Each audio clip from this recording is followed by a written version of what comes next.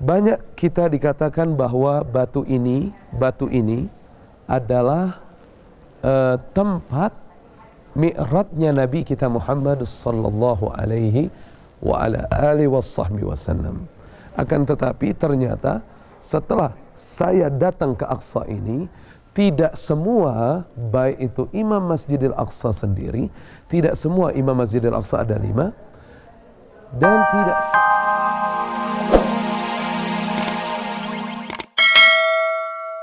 kita berjalan terus ke sini, ya, dan kita akan dapati di sebelah kiri kita, ini juga kita lihat seseorang sedang memasukkan tangannya ke dalam seperti lubang begitu. Dipercaya bahwa batu yang ada di dalam ini adalah napak tilas dari kaki Nabi kita Muhammad sallallahu alaihi wa ala alihi wasallam. Dan memang dikabarkan di dalam kitab Al-Hubbul Mutabadil bahwasannya apabila Nabi sallallahu alaihi wasallam menginjak batu yang keras, maka batu yang keras itu akan menjadi lembek mengikuti telapak kaki Nabi kita Muhammad sallallahu alaihi wasallam. Naam. Jadi ini, dan ini kubah yang berwarna hijau ini adalah bangunan Khalifah Utsmani,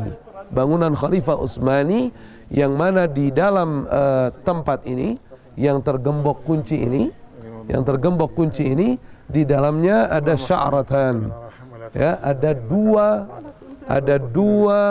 rambut dari rambut Nabi kita Muhammad sallallahu alaihi wa ala alihi wasallam, namun ditutup seperti ini. Naam. Ya, ini yang lubang ini adalah dipercaya sebagai kaki Nabi sallallahu alaihi wasallam. Afwan, nahnu ujarib awalan. Bismillahirrahmanirrahim. Dakhil. Allahumma salli wa sallim wa barik alaihi wa ala alihi.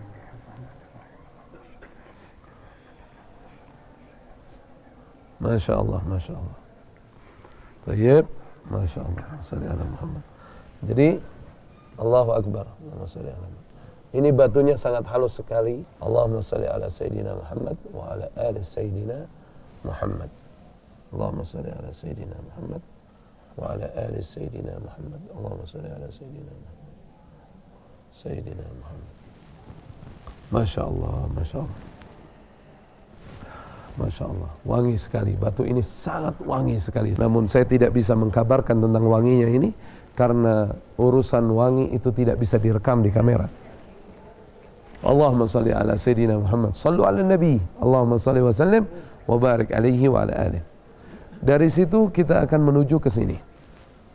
Nah, inilah Gubbatus Sakhra. Bagi orang yang menyaksikan Masjidil Aqsa, biasanya fotonya adalah Gubbatus Sakhra, yaitu masjid gubah yang suci, dari batu yang suci, maaf. Nah, ini ada goa di sini. Ini goa, ini pintu goanya.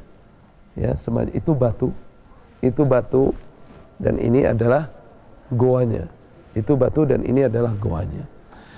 Banyak kita dikatakan bahwa batu ini adalah tempat mi'rajnya Nabi kita Muhammad sallallahu alaihi wa ala alihi wasallam. Akan tetapi ternyata setelah saya datang ke Aqsa ini, tidak semua, baik itu Imam Masjidil Aqsa sendiri, tidak semua Imam Masjidil Aqsa ada 5, dan tidak semua dari masyarakat yang ada di sekitar sini, kaum muslimin, bahkan penjaga sini, mengakui dengan pasti bahwa ini adalah mi'rajnya Nabi kita Muhammad sallallahu alaihi wasallam. Jadi ada yang bilang bahwasannya mi'rajnya Nabi yang pasti dari Masjidil Aqsa ini. Tapi dari mana jalannya? Wallahu a'lam. Ada yang bilang seperti itu. Ada juga yang mengatakan dari sini. Mengambil apa? Mengambil dari apa makna bahwasannya dulu sebelum bangunan ini ada, ya, yang dibangun oleh Sulaiman bin Abdul Malik, khalifah di zaman dinasti Umayyah. Sebelum bangunan ini ada, dulu Masjidil Aqsa ini ada batu besar. Batu yang paling tinggi adalah batu ini. Saat itu semua di bawah ini. Batu yang paling tinggi adalah batu ini. Jadi dianggapnya batu ini adalah napak tilas dari mi'rajnya Nabi kita Muhammad sallallahu alaihi wa ala alihi wasallam. Ada juga yang mengatakan batu ngambang wala apa?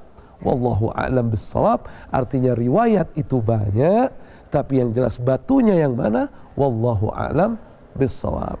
Tapi juga dipercaya bahwasannya beberapa nabi dan rasul masuk ke dalam tempat ini, termasuk dipercaya Nabi kita Muhammad sallallahu alaihi wasallam masuk ke dalam tempat ini dan salat sebelum beliau naik Mi'raj menghadap Allah Subhanahu wa taala.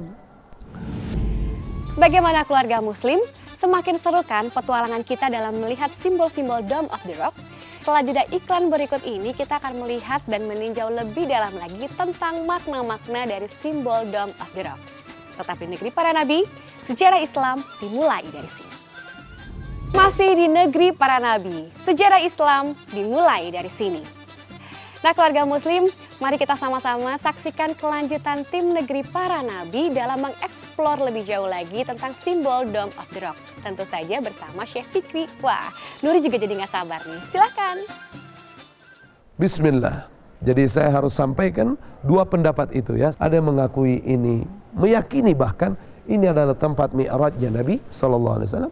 Ada juga yang menyatakan ini hanyalah napak tilas karena ini batu tertinggi, bisa jadi mi'rajnya Nabi di sana, di sana, di sana. Jadi itu adalah dua pendapat yang harus saya sampaikan sesuai informasi yang saya dapatkan dari orang-orang yang mengerti akan tempat ini. Bismillahirrahmanirrahim. Allahu akbar. La haula wala quwata illa billahil aliyil azim. Kita masuk ke bawah. Ya, di sini ada tulisan yang dibuat la ilaha illallah Muhammadur Rasulullah sallallahu alaihi wasallam, agar setiap orang yang masuk ke dalam sini ingat Allah dan ingat dengan Nabi kita Muhammad sallallahu alaihi wa ala alihi wasallam. Ada di dalam ini ada dua mihrab. Ini mihrab untuk perempuan, lin nisa. Ini mihrab untuk perempuan, lin nisa, dan ini adalah mihrab untuk laki-laki, lir rijal. Ya. Jadi ini mihrab ini apa? Artinya kiblat. Kiblat ke Ka'bah. Ini mihrab. Jadi kalau orang mau sholat di dalam sini, mihrabnya ke kiblat. Di sini ada apa namanya? Ada lubang-lubang semacam ini. Ada lubang-lubang semacam ini. Ini diyakini ada pernah beberapa nabi sholat di tempat ini. Tapi wallahu a'lam bissawab, akan tetapi ada juga yang menyatakan bahwa hal itu belum tentu benar adanya ya. Kita sholat dulu 2 rakaat insyaallah. Bismillah. Allah.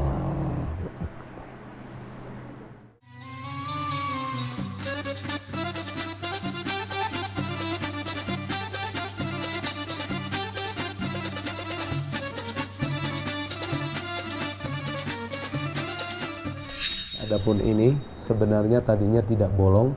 Ini bolongan yang dibuat untuk menjadi lampu bagi penerang bagi orang-orang yang beribadah di tempat ini.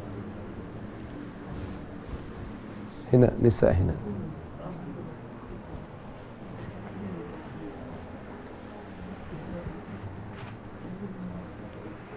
Ya, insyaallah kita jalan, akan tetapi bangunan yang di sana bukanlah wujud asli daripada bangunan ini, akan tetapi bangunan ini adalah bangunan buatan untuk menahan tembok yang di ujung yang waktu itu sudah mulai retak. Ya. Bismillah. Insyaallah ziarah ini diberkahi oleh Allah Subhanahu wa taala dan diterima amal baik kita oleh Allah Subhanahu wa taala. Sekiranya ini benar, maka kita telah sholat di tempat yang Nabi SAW sholat. Sekiranya bukan tepat di sini, tapi pada dasarnya tempat ini semua sudah disujuti oleh seluruh nabi dan rasul, terutama nabi kita Muhammad sallallahu alaihi wasallam. Tidak usah diperdebatkan masalah ini, tapi pada dasarnya semua ingin meraih barokah dimanapun tempat, apalagi tempat yang sudah disujuti oleh para nabi dan rasul alaihimussalatu wassalam.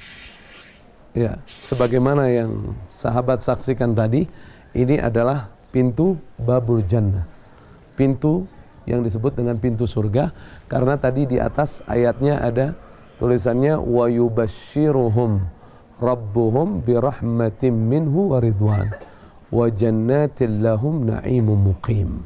Itu surat At-Taubah ayat 21. Allah subhanahu wa ta'ala memberikan kabar gembira, Tuhan mereka memberikan kabar gembira, maksudnya Allah subhanahu wa ta'ala, untuk mendapatkan rahmat darinya dan keridhaan Allah subhanahu wa ta'ala. Kemudian Allah lanjutkan, dan Allah berikan surga bagi mereka yang kenikmatannya abadi di dalam surga. InsyaAllah. Nas'alullah rahmatahu wa nas'alullah ridahu. Allahumma inna nas'aluka ridhaka wal jannah wa na'udzubika min sakhatika wan nar. Wa sallallahu ala sayyidina Muhammad wa ala alihi washabihi wasallam. Alhamdulillahirabbil alamin. Kalau sahabat lihat, tepat di depan pintu ini, ini ada 7 pintu kecil. 1, 2, 3, 4, 5, 6, 7. Daripada pintu-pintu kecil ini mengibarahkan tentang sab'ul mathani, 7 ayat daripada suratul Fatihah, surat yang termulia di dalam Al-Quran. Sebaiknya kita betul-betul mempelajari Al-Fatihah, maknanya, dan amalkan, insyaallah barakah. Bismillahirrahmanirrahim. Alhamdulillahi rabbil alamin. Ar-Rahmanir-Rahim. Maliki yaumiddin. Iyyaka na'budu wa iyyaka nasta'in. Ihdinas siratal mustaqim. Siratal ladzina an'amta 'alaihim ghairil maghdubi 'alaihim waladdallin. Amin. Masya Allah. Ini adalah pintu daripada Gubbatus Sakhra. Ini kalau semuanya dihitung ada 8. Dia mengambil dari ayat Allah Subhanahu wa taala, wa yahmilu arsya rabbika fawqahum yawma idzin samaniyah. Dan memikul arasnya Allah di atas mereka, para malaikat di atas kepala mereka, yaitu arasnya Allah subhanahu wa ta'ala, dan mereka berjumlah 8. Jadi pintu ini ada 8.